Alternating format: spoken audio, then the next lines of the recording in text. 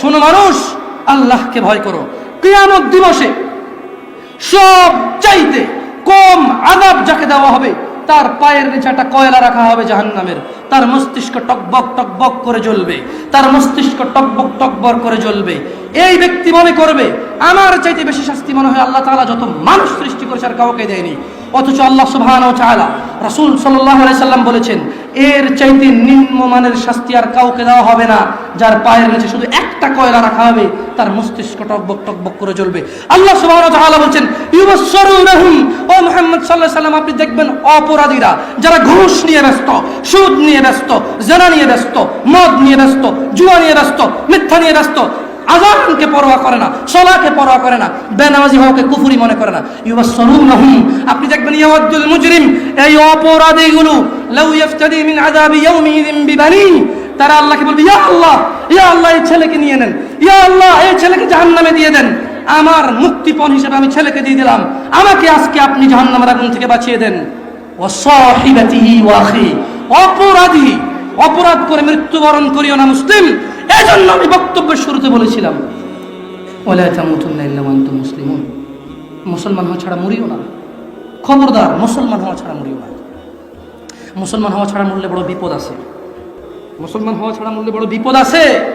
ইউবাসসিরুনহুম ইয়াওয়াদুল মুজরিমু লাউ ইফতাদি মিন আযাবি ইয়াউমিযিন বিবানি, সেদিন অপরাধী আল্লাহকে মুক্তিপণ হিসেবে দিতে চাইবে তার ছেলেকে, এত আদরের ছেলে, যার জন্য এত আয়োজন, যার আকিকায় 10টা গরু জবে হয়, যার জন্মদিনে সিনেমার নায়ক নায়িকা এসে অংশগ্রহণ করে, যার জন্মদিনে কোনো মসজিদ মাদ্রাসায় সে দান করে, যে খুন করে আসলে সে বলে আমার ছেলে নির্দোষ, সবচেয়ে বড় উকিলকে হায়ার করে। এত আদরের ছেলে, যেই ছেলে 7 খুন করলে মাপ, যেই ছেলের জরিমানা দিতে দিতে বাপ কখনো অসন্তুষ্ট হয় না, এই এত আদরের সন্তানকে পরিস্থিতি কি হতে পারে একটু ভাবো মুসলিম। মা নিজের মেয়েকে এভাবে ব্যবহার ছেড়ে দেবেন না। আপনি বাবা, আপনাকে বলছি ভাইয়া, চাচা, যদি খালি অপরাধী হয়ে মরো তবে শোনো সূরা মাআরিজে আল্লাহ বলছেন, অপরাধী সেদিন তার মুক্তিপণ হিসেবে দিতে চাইবে তার ছেলেকে, ও সাহিবাতিহি ওয়া আখি, তার স্ত্রী তার ভাইকে, ও ফাসিলাতিহি আল্লাতী তুই, তার জ্ঞাতি গোষ্ঠী যারা ওকে আশ্রয় দিত, ওয়া মান ফিল আরদি জামিয়া সুম্মা ইউনজি, যখন হবে না আল্লাহ বলবে ছেলে লাগবে না তুই অপরাধী তোকে লাগবে, স্ত্রী আর ভাই দিয়ে আল্লাহ বলবে হবে না তুই অপরাধী তোকে লাগবে।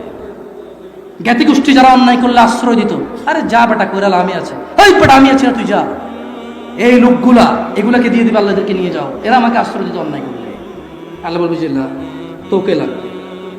ও বলবে ওমান ফিল আরদি জামিআ, অতঃপর সে বলবে ইয়া আল্লাহ জমিন আর জমিনে যা কিছু আছে, সুম্মা ইউনজি, জমিনটা পুরো এই পৃথিবীতে যা আছে সব নিয়ে নেন, সুম্মা ইউনজি, অতঃপর আমাকে নাজাত দিয়ে দেন। যেই রব আহ্বান করে বলে, রাতের 1/3 যখন থাকে, যে দয়ালু রব আহ্বান করে বলে, এই দিনের অপরাধীরা আসো রবের কাছে ক্ষমা চাও, ক্ষমা করে দেব, সুস্থ হতে চাও চাও সুস্থ করে দেব, জান্নাত চাও চাও দিয়ে দেব। এত দয়ালু রব, যিনি বলে বান্দা তুমি জমিন থেকে আকাশ পর্যন্ত গুনাহ নিয়ে আসো, আমি রব জমিন থেকে আকাশ পর্যন্ত দয়া নিয়ে আসবো, আমার সাথে শিরিক করো না। এত দয়ালু রব সেদিন ওই অপরাধী হয়ে যদি মারা যান, তাহলে এত দয়ালু রব, যিনি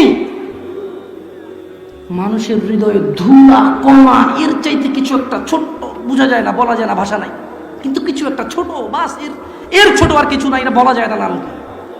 হৃদয় ঈমান থাকলে জান্নাতে দেবে, এত দয়ালু সুবহান আল্লাহ।